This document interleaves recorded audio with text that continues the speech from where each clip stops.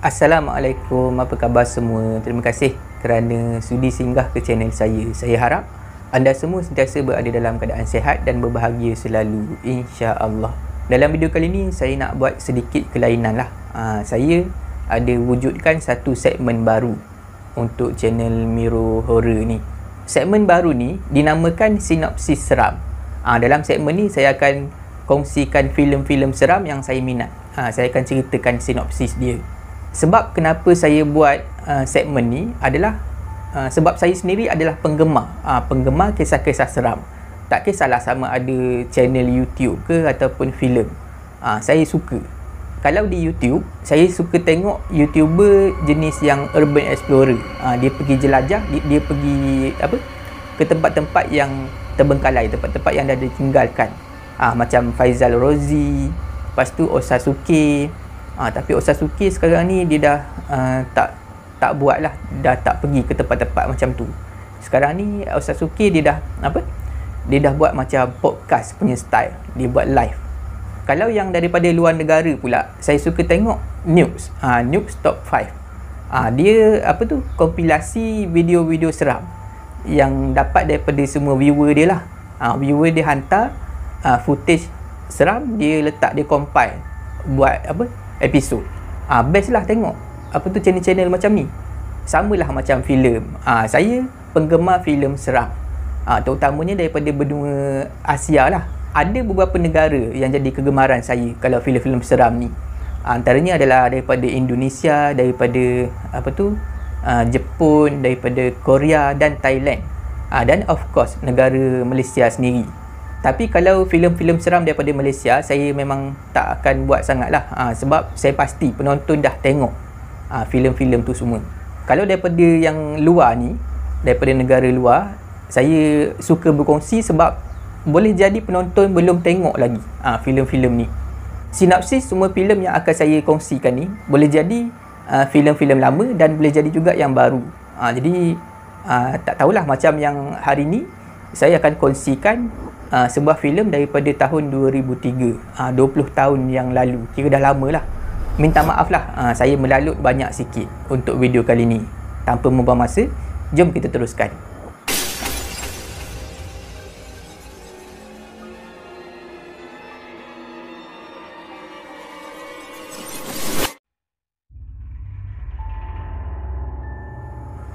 Selamat datang ke segmen sinopsis seram. Yang pertama, first ever segmen sinopsis seram. Dalam video kali ni, saya nak kongsikan sinopsis filem Bupa Ratri. Bupa Ratri daripada negara Thailand. Filem ni diterbitkan pada tahun 2003. Memang dah lama lah, dah 20 tahun movie ni diterbitkan. Penulis dan director filem ni adalah orang yang sama, iaitu Yutlet Sipapa, nama dia. Dalam filem ni ada dua watak utama. Yang pertama adalah Bupa Ratri. Yang kedua adalah Ake. Bupa Ratri dan Ake ni adalah pelajar di sebuah universiti di Bangkok, Thailand. Bupa Ratri, watak utama dalam filem ni, merupakan seorang gadis yang pendiam. Dia pelajar di universiti tu. Tapi dia pelajar barulah, pelajar baru jurusan medical, jurusan perubatan. Dan dia juga adalah pelajar top student lah. Dia adalah pelajar yang paling cerdik dalam jurusan tu. Ake pula, watak utama yang kedua, adalah seorang pelajar jurusan lain. Jurusan, tak pastilah jurusan apa, tapi jurusan lain lah. Dan dia datang daripada keluarga yang kaya. Berbeza dengan Bupa Ratri tadi. Bupa ni datang daripada keluarga yang bukanlah kategori yang senang. Dia datang daripada keluarga yang berpecah. Mak ayah dia bercerai, tak tahulah bercerai mati ke hidup, tak tahu. Tapi yang pasti dia dah tak ada ayah kandung. Dia ada ayah tiri sahaja. Dan dia tinggal sendiri di apartmen. Dia menyewa di sebuah apartmen lah. Menyewa dekat situ seorang-seorang. Kalau dia balik pun, dia balik masa cuti semester sahaja, balik ke rumah ibu dia. Kisah ni bermula apabila si Ake ni, dia lepak dengan kawan-kawan dia. Kawan-kawan yang jenis datang daripada keluarga kaya ni, semua lelaki. Lepak-lepak tu, adalah salah seorang daripada kawan Ake ni. Dia cabar Ake, kalau betul lah kau ni hebat, kau kena mengorat si Bupa Ratri tu, mengorat dia, dating dengan dia, dan kau kena tidur dengan dia. Rakam, kemudian tunjuk pada kita orang. Macam tu lah mula dia. Jadi akhir ni dia tanyalah, okey, kalau aku buat macam tu, apa yang aku dapat? Kawan-kawan dia ni, dia orang setuju nak bagi satu reward lah, satu hadiah kepada Akir. Sekiranya Akir berjaya buat semua benda tu. Hadiahnya merupakan sebotol minuman keras, sebotol arak, tapi arak yang mahal lah. Jenama arak yang mahal ni, yang bakal menjadi hadiah Akir ni, adalah Johnnie Walker. Itulah nama arak tu. Dan Akir bersetuju nak terima cabaran tu. Nampak tak dekat situ macam mana buruknya perangai si Akir ni. Dia bersetuju nak hancurkan hidup seorang gadis yang innocent, yang baik, semata-mata untuk dapatkan sebotol arak. Macam itulah sifat si Akir ni. Jadi Akir mulakanlah langkah dia nak mengorat si Bupa Ratri ni. Mula-mula dia ekori Bupa. Bupa pergi ke perpustakaan, dia pergi, dia ekori. Bupa naik bas, dia naik bas. Macam tu lah dia follow senyap-senyap. Lama jugalah si Akir ni follow Bupa. Dia follow Bupa. Lepas tu dia jumpa, dia tanya cuba nak mengorat, nak mendekati Bupa, tapi tak pernah Bupa layan. Bupa Ratri ni sebenarnya, sebelum daripada Akir cuba nak mengorat dia tu, ada salah seorang kawan Akir yang dah cuba nak mengorat Bupa, tapi Bupa tolak mentah-mentah. Sedangkan kawan Akir ni adalah seorang yang sangat tampan. Muka dia sangat tampan dan dia sangat-sangat kaya, tapi selamba aja Bupa tolak. Itulah yang menjadikan Bupa ni menarik di mata Akir. Lama-kelamaan Akir mula jadi minat pada dia. Sebab bila dia perhati Bupa ni, dah follow lama, dah sebulan, dia tak pernah nampak Bupa ni senyum. Tak pernah nampak Bupa senyum, tak pernah nampak Bupa ni bercakap dengan mana-mana lelaki. Bupa ni memang tak ada kawan. Kebanyakan masa memang dihabiskan untuk study saja. Pergi ke perpustakaan, pergi baca buku, macam tu je. Perumpamaan Akir ni kepada Bupa lebih kurang macam buku. Satu buku yang tak pernah dibaca oleh sesiapa. Bupa adalah seorang gadis yang misteri bagi Akir. Pada mulanya, Akir ni, dia tak pernah tunjukkan kekayaan dia pada Bupa. Dia follow Bupa tu biasa dia berjalan kaki saja. Kalau Bupa naik bas, dia naik bas. Dia tak pernah tunjuk dia ada kereta mewah ke apa. Sampailah satu hari. Satu hari ni, Akir dia pergi beli roti. Dia pergi beli roti. Dia pergi ke sebuah taman. Dia tahulah tempat mana yang Bupa Ratri selalu pergi. Contohlah rutin Bupa ni, dia tahu. Bupa akan pergi ke kedai beli roti, kemudian dia akan pergi ke sebuah taman ni bagi makan burung. Dekat taman tu ada banyak burung merpati. Dekat situlah biasanya dia akan ambil roti, dia ambilkan cebisan sikit-sikit, dia baling pada merpati tu, dia bagi makan. Jadi itulah yang Akir buat. Dan hari tu adalah hari terakhir dia nak cuba mengorat si Bupa ni. Kalau tak dapat hari tu, tak menjadi hari tu, dia tak akan cuba dah mengorat Bupa. Tapi pada hari terakhir ni, Akir ada buat sedikit perbezaan. Dia bawa kereta mewah dia, kereta BMW dia. Dia bawa, dia parking dekat tepi taman tu. Barulah dia turun, dia bagi makan burung. Jadi pada hari tu, Bupa ni, masa dia sampai, dia tengok Akir dah ada dekat situ sedang bagi makan burung. Dan dia tengok kereta yang ada di parking tepi taman. Jadi masa tu Bupa pergilah turun di mana tempat Akir berada. Akir sedang bagi makan burung tu. Dia pergi dan dia bercakap dengan Akir. Akir rasa seronok lah masa tu. Akir dan Bupa mula bercakap. Daripada situlah permulaan hubungan diorang ni. Akir mula bertanya kepada Bupa, Bupa pun mula bertanya kepada Akir. Diorang mula berkawan dan mula menjalin hubungan lebih daripada kawan. Jadi dipendekkan cerita, diorang ni kira macam bercinta lah. Walaupun Akir ni tak ikhlas. Sampai tahap diorang dah pergi ke hotel, tidur sama-sama, buat hubungan badan semua. Akir ni dia rakam lah. Dia rakam siap-siap apa yang dia buat tu sebagai bukti lah, nak ditunjukkan kepada kawan-kawan dia nanti. Sepanjang tempoh perhubungan diorang tu, diorang adalah bersembang. Akir ada bertanya pada Bupa. Sebab Akir ni, dia ada salah faham dengan Bupa. Akir fikir Bupa ni, dia cuma layan Akil sebab Akil bawa kereta mewah pada hari terakhir tu. Dan memang betul, Bupa seolah-olah macam tertarik dengan kereta Akil.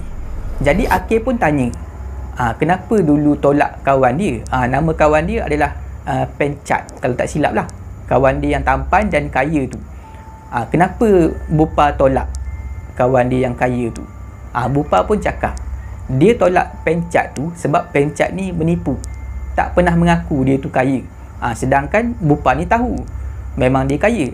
Tapi beza dengan Akil ni, Akil pada hari terakhir tu dia tak tipu, dia tak menyamar jadi orang miskin. Dia tunjukkan kekayaan dia. Itulah yang membuatkan Bupa ni tertarik kepada Akil, sampai tahap boleh menyerahkan diri apa semua, menyerahkan tubuh dia pada Akil. Masa tu barulah Akil sedar, dia dah tersilap. Rupanya memang Bupa ni perempuan yang baik lah, gadis yang baik. Tapi walaupun dia dah sedar semua tu, Akil ni memang kategori jahat lah. Dah dapat rakaman video apa semua, dia tinggalkan Bupa ni, dia tinggalkan macam tu aja. Akil pergi semula dekat kawan-kawan dia, pergi jumpa kawan-kawan dia. Dia tunjuklah video yang dia dah rakam tu, video hubungan badan dia bersama dengan Bupa. Jadi kawan-kawan dia memang berasa kagum lah. Dia orang akui memang Akil ni hebat.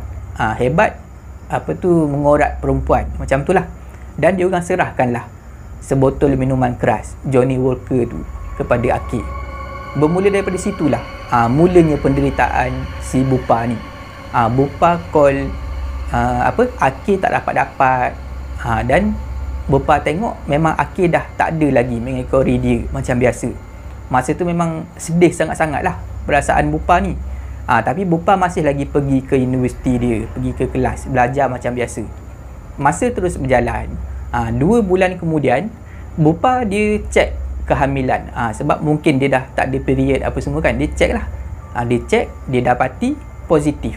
Dia sedang hamil 2 bulan. Akil pula pada masa tu, dia dah nak habis belajar. Samalah macam si Bupa ni. Jadi mak ayah kepada Akil ni bertanyalah pada Akil, macam mana rancangan dia selepas ni. Nanti dah habis belajar di Universiti Bangkok tu, nak lanjutkan pelajaran di mana? Di Amerika ataupun di England. Ayah Akil bagi pilihan. Jadi Akil masa tu dia langsung tak jawab. Sebenarnya Akil ni dia ada juga rasa bersalah pada Bupa Ratri. Jadi masa tu ayah dia lah yang buat keputusan. Dia putuskan untuk hantar Akil ke England untuk melanjutkan pelajaran dekat sana. Sebab dia ada seorang kenalan lah, duta di England tu. Jadi senang lah untuk tengok-tengokkan si Akil ni. Tapi masa tu Akil masih lagi belum berangkat ke England. Dia orang cuma berancang sajalah. Berbalik semula kepada Bupa Ratri. Bupa Ratri ni bila dia dah ada masalah macam tu, ditinggalkan oleh Akil, nak study pun dah tak bagus macam dulu, dan dia dah tahu diri dia dah hamil. Jadi masa cuti semester dia tak balik ke rumah. Jadi pada satu hari ni adalah ayah tiri Bupa datang nak ambil dia. Kononnya nak bawa pergi ke rumah dia lah, rumah ibu dia. Tapi ayah Bupa ni dia jahat. Daripada Bupa ni kecil lagi rupanya, dia memang dah pernah cabul Bupa Ratri ni. Jadi masa tu Bupa ni bila ayah tiri dia dah datang, dia naik kereta. Masa tu ayah Bupa dia ada hadiahkan sebatang pen kepada Bupa. Konon-kononnya dia bagi pen tu supaya Bupa ni belajar elok-elok lah, kira macam tu lah. Dan dia tanyalah Bupa kenapa lama tak balik cuti semester apa semua. Bupa memang tak jawab apa-apa. Masa tu ayah tiri Bupa ni dia bawa Bupa pergi ke sebuah hotel. Bupa ikutlah. Tak tahulah apa alasan yang ayah tiri dia bagi. Mungkin dia cakap dia penat ke apa kan. Bupa ikutlah masuk ke bilik hotel tu. Tapi sampai aja dalam bilik hotel tu, ayah tiri Bupa ni dia nak buat benda tak elok kepada Bupa. Bupa masa tu dia melawan lah. Dia melawan sebab dia tak nak ayah tiri dia buat dia macam masa dia kecil dulu. Ini dia dah besar, dia dah melawan. Dia merayu supaya ayah tiri dia hentikan perbuatan tu. Tapi ayah tiri Bupa ni tak pedulikan rayuan Bupa. Dia teruskan buat perbuatan tu. Bupa akhirnya dia ambil pen yang ayah tiri dia bagi tadi tu, dia tikam. Berkali-kali dia tikam ayah tiri dia dan dia melarikan diri. Tapi ayah tiri Bupa ni dia tak adalah cedera parah, sekadar cedera tikaman pen macam tu je lah. Bupa berjaya larikan diri. Dia berlari, dia balik ke apartmen dia. Apartmen tempat Bupa menyewa ni adalah sebuah apartmen murah lah. Semua penyewa dekat situ kategori orang yang ekonominya biasa-biasa saja. Tak ada orang kaya dekat situ. Nombor apartmen tempat Bupa menyewa ni adalah 609. Dekat situlah tempat tinggal Bupa.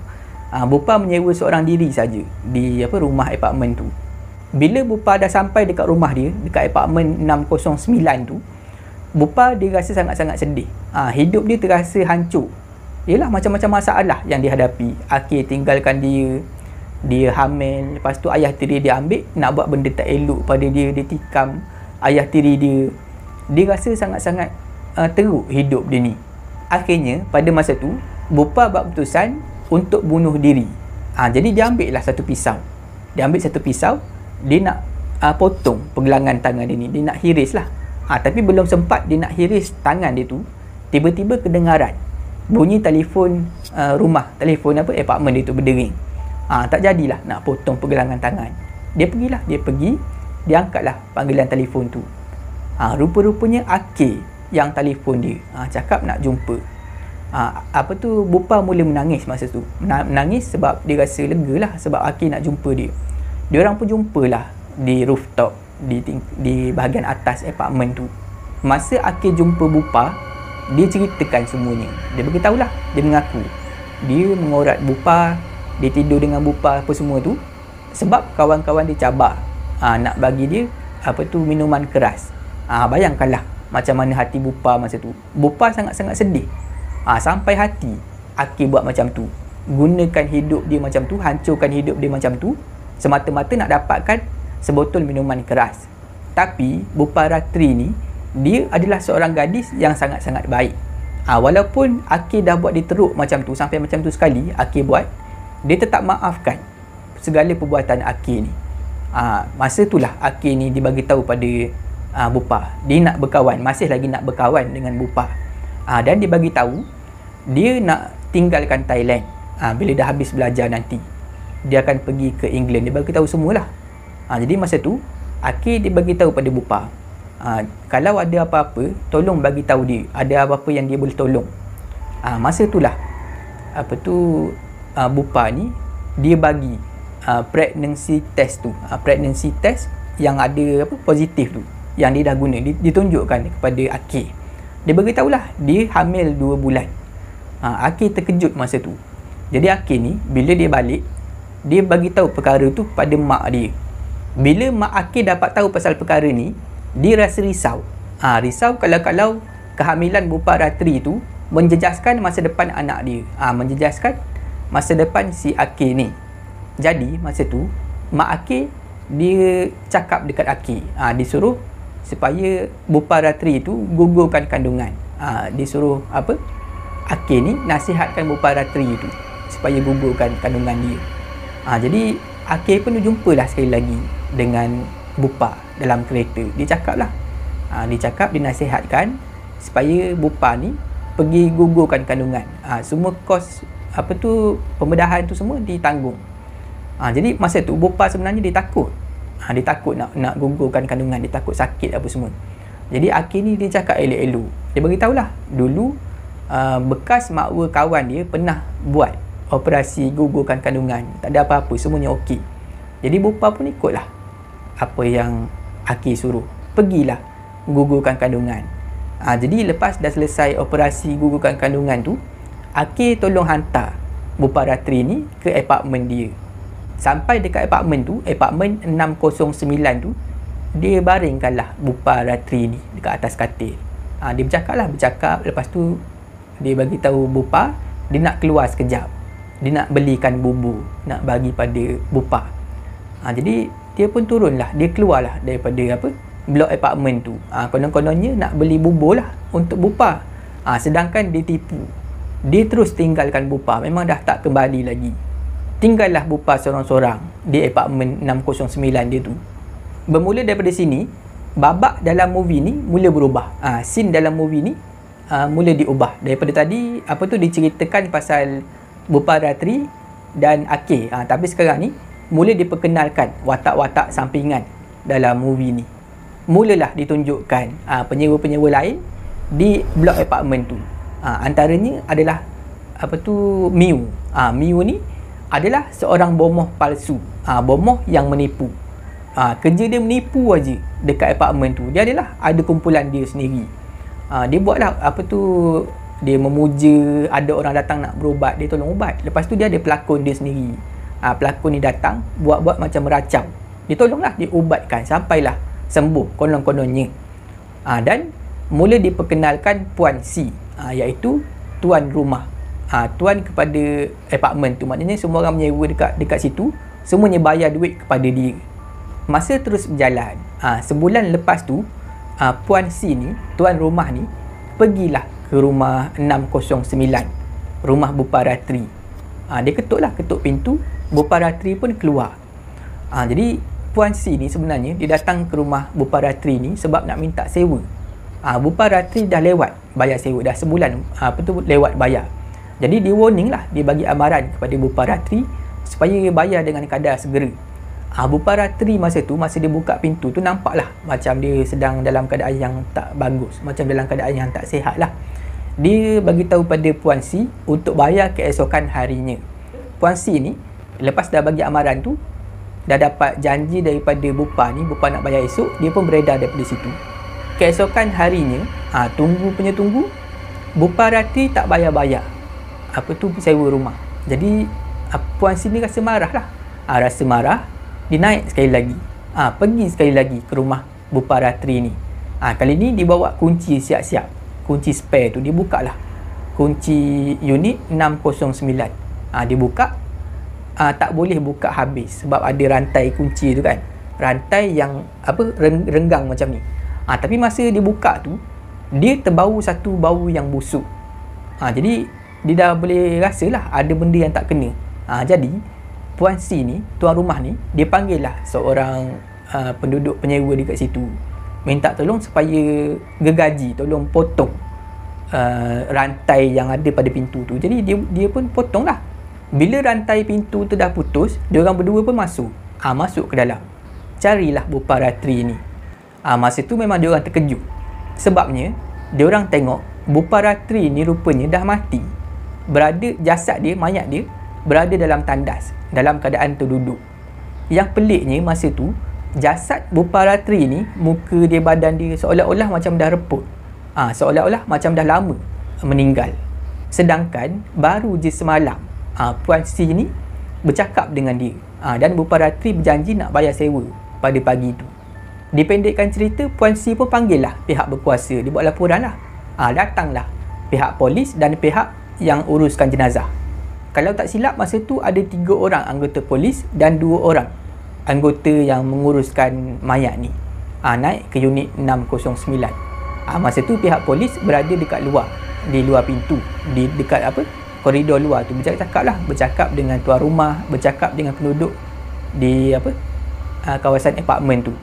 Yang 2 orang lagi pula yang pengurus mayat ni berada dekat dalam. Dia bungkus mayat Buparatri ni, dia letakkan dekat atas katil.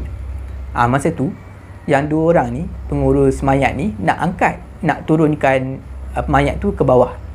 Tapi masa nak angkat tu, tiba-tiba mayat tu bergoyang-goyang macam tu. Memang terkejut lah. Dia lepaskan mayat tu atas katil. Tak lama lepas tu, mayat Buparatri ni tiba-tiba bangun macam ni. Bangun macam tu. Bila mayat Buparatri bangun, bangkit macam tu, yang 2 orang ni berlari keluar. Terkejut semua orang masa tu. Sekali dengan polis tu, semuanya terkejut. Jadi pada masa tu, yang inspektor polis ni, dia arahkanlah seorang polis bawahan dia ni untuk jenguk ke dalam. Jadi polis ni pun jenguk ke dalam, dekat pintu tu.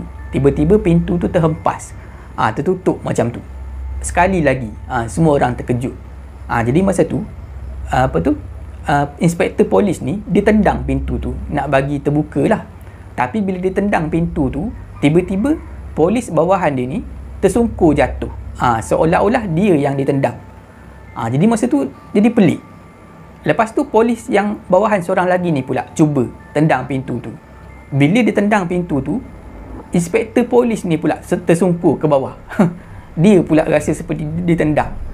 Jadi bila dah jadi macam tu, semua orang takut, semua orang lari, tinggalkan unit tu, unit 609. Bermula daripada situlah Puan C dan semua penyewa di apartmen tu tahu yang rumah 609 ni berhantu. Jadi Puan C mulalah fikirkan cara macam mana nak atasi masalah ni.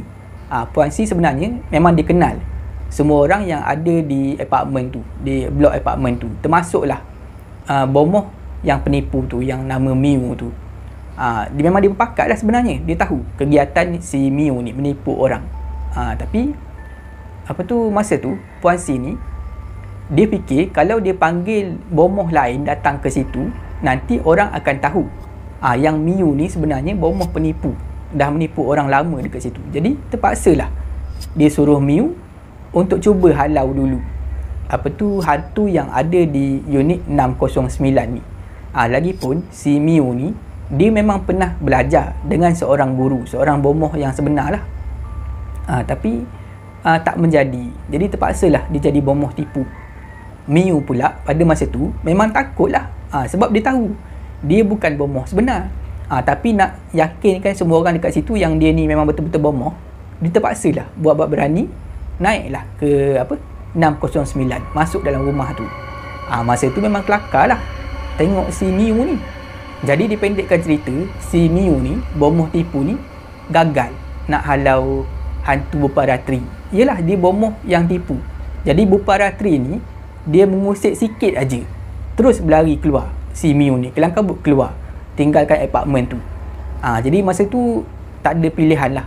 Miu dia dan juga Puan C ni terpaksa minta tolong daripada guru kepada Miu. Tok guru dia bomoh sebenar tu lah. Nama dia kalau tak silap Master Tong, kalau tak silap.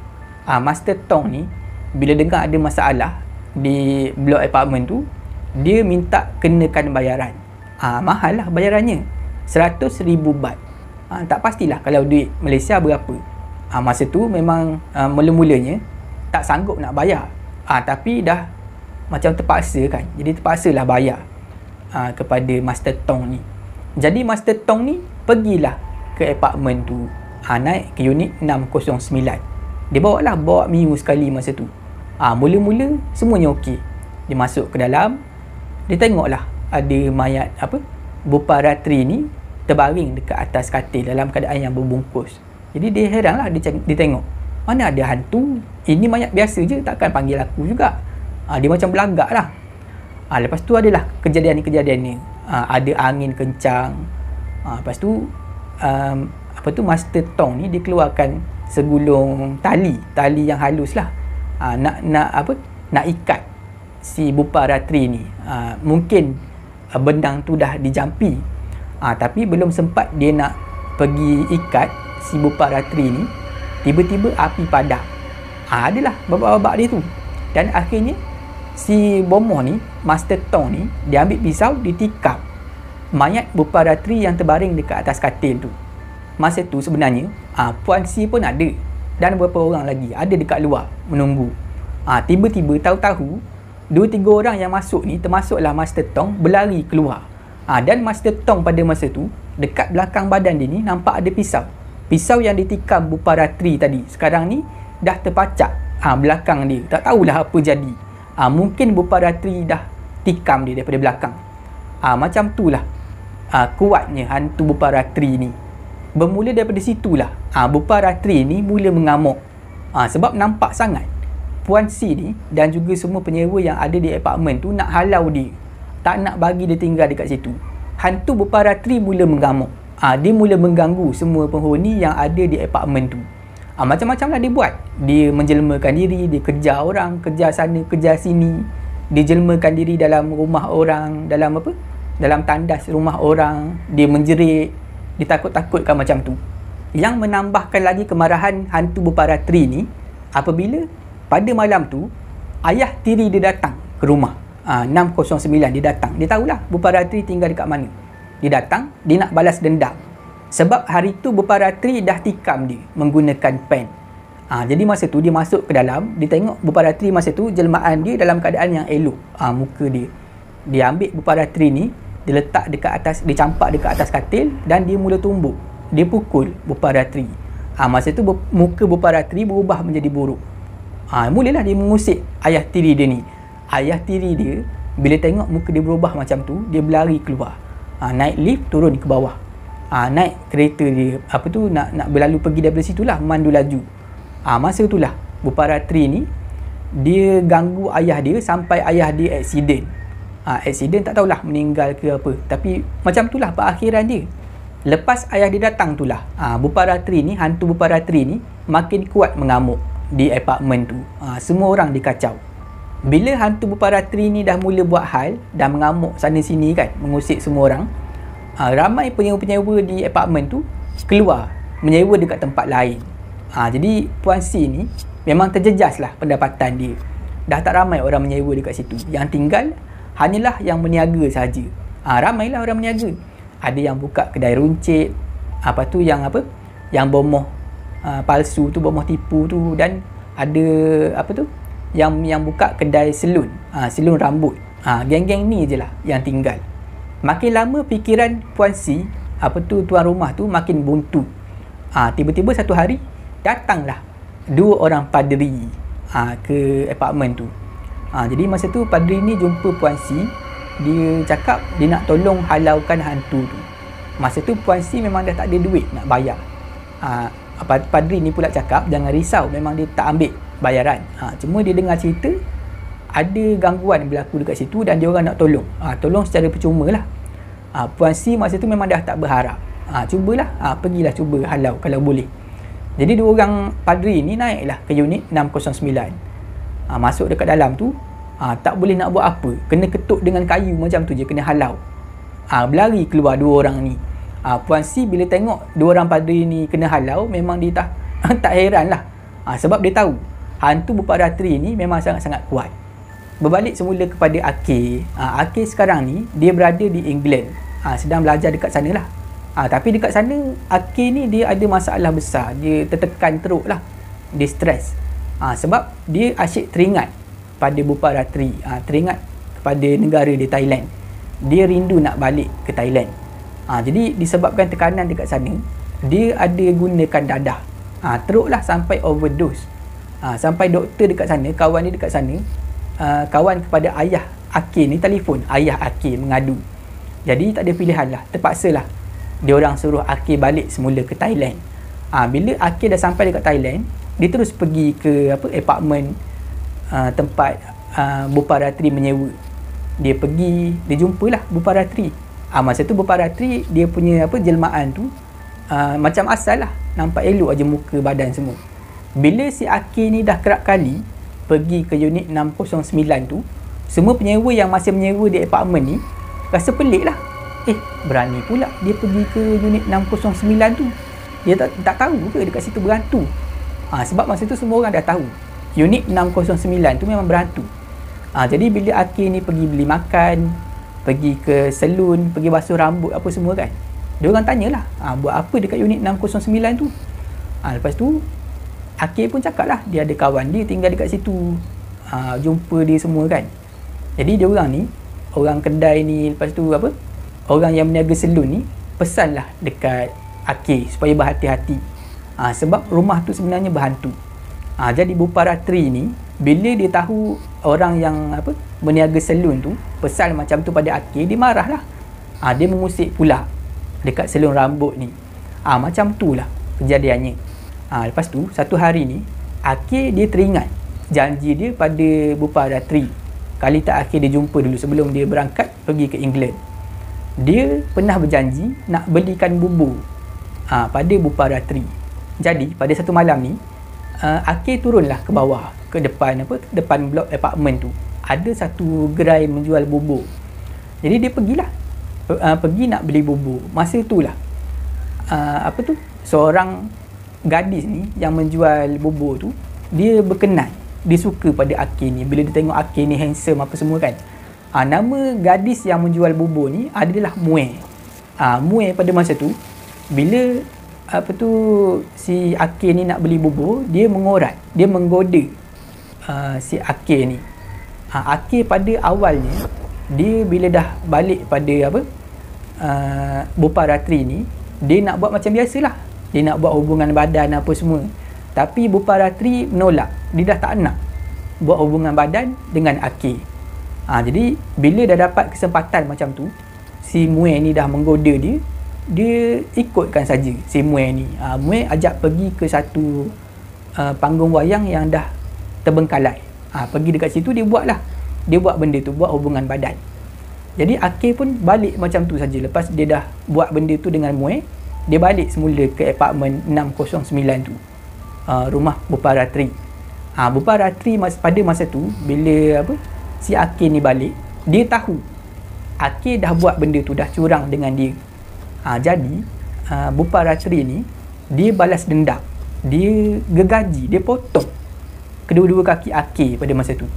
Lepas tu Bupa Ratri ni, dia pergi ke warung tempat Mue jual bubur tu. Dia jumpa Mue.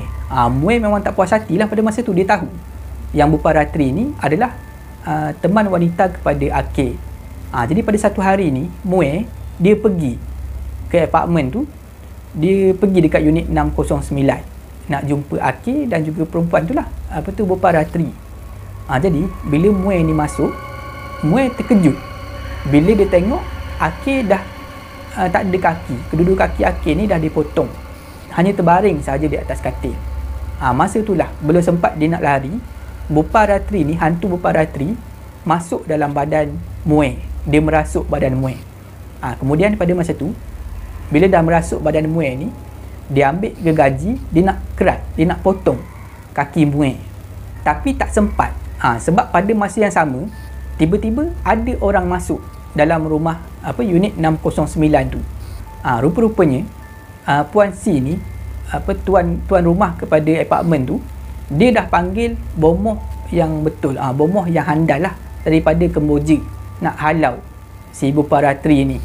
Jadi bomoh Kemboja ni masuk, dia tampal satu kain pada hantu Bupa Ratri tu. Dan bomoh ni, dia ada bawa satu kain yang besar, kain berwarna merah.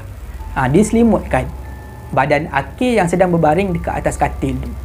Lepas tu bomoh ni, dia pulihkanlah si Mue ni yang dah dirasuk oleh hantu Bupa Ratri.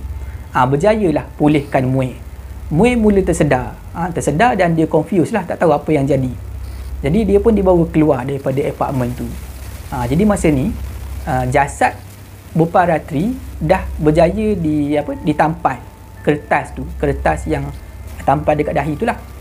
Dibawalah turun jasad Bupa Ratri ni. Masa tu bomoh daripada Kemboja ni, dia adalah bawa orang dia 2 orang, naik pickup truck, naik macam Hilux tu lah. Letaklah mayat Bupa Ratri yang dah ditampal dengan kertas merah tu dekat atas dahi, dekat bahagian belakang Hilux tu, pickup truck tu, bersama dengan 2 orang pekerja dia dekat belakang. Puan C pada masa tu, dia memandu pickup truck tu. Bomoh Kemboja ni pula duduk di kursi penumpang di sebelah kiri. Diorang pun mulalah memandu, nak pergi bakar lah. Diorang plan nak pergi bakar mayat Bupa Ratri ni, nak pergi cremate. On the way nak pergi tu, tiba-tiba kain yang kertas yang ditampal dekat dahi Bupa Ratri ni, mayat Bupa Ratri ni, tiba-tiba melayang, tercabut daripada dahi. Daripada situlah Bupa Ratri ni, dia mula merasuk badan Puan C yang sedang memandu tu. Dia memandu, dia take over lah. Dia memandu, dia buat sampai accident. Lepas tu tak pastilah apa yang dah berlaku pada Puan C, sama ada mati ke macam mana, tak tahulah.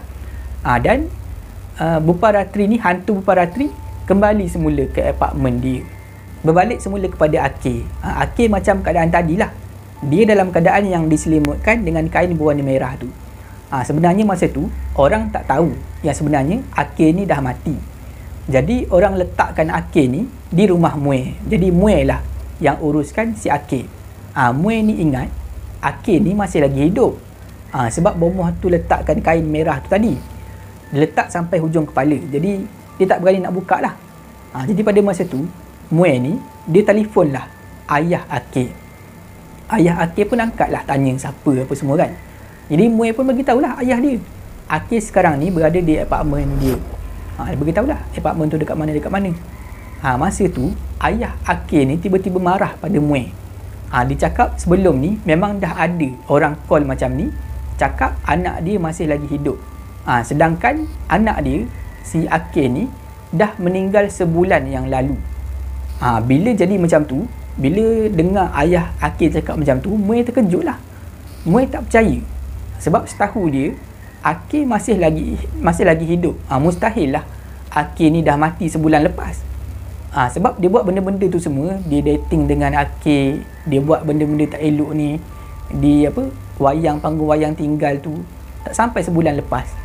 Jadi dia letak telefon, dia pergi buka kain merah yang menutupi muka Akil ni. Bila dia buka, memang betul Akil dah mati, dah repuk dah muka dia. Muir menjerit ketakutan masa tu, sebab selama ni yang dijumpa tu memang hantu, bukannya manusia. Jadi sampailah pada babak terakhir dalam filem ni. Dalam babak terakhir ni menunjukkan Bupa Ratri dan Akil yang dah tak ada kaki berdiri dekat luar pintu rumah 609. Bupa Ratri masa tu wujud dia nampak normal lah. Samalah macam Akil. Kecuali Akil ni memang dah tak ada kaki. Akil pada masa tu kelihatan sedang merayu minta maaf pada Bupa Ratri. Itulah ending kepada filem ni, babak terakhir. Dan masa tu memang apartment tu dah kosong lah, langsung tak ada orang. Kecuali ada seorang ni yang nampak macam gila, berada dekat bawah sedang mengutip sampah. Tak tahulah siapa, mungkin Muir lah. Setakat itu saja video saya pada kali ini. Saya harap anda semua terhibur. Jika anda suka video ni, jangan lupa like, share dan komen video ni. Jangan lupa subscribe dan tekan butang loceng untuk dapatkan notifikasi video saya seterusnya. Bagi anda yang nak berkongsi kisah seram, boleh hantar ke alamat email yang tertera dekat bawah. Janganlah takut kepada makhluk, tetapi takutlah kepada pencipta segala makhluk. Semoga kita bertemu lagi di video saya seterusnya. InsyaAllah. Assalamualaikum.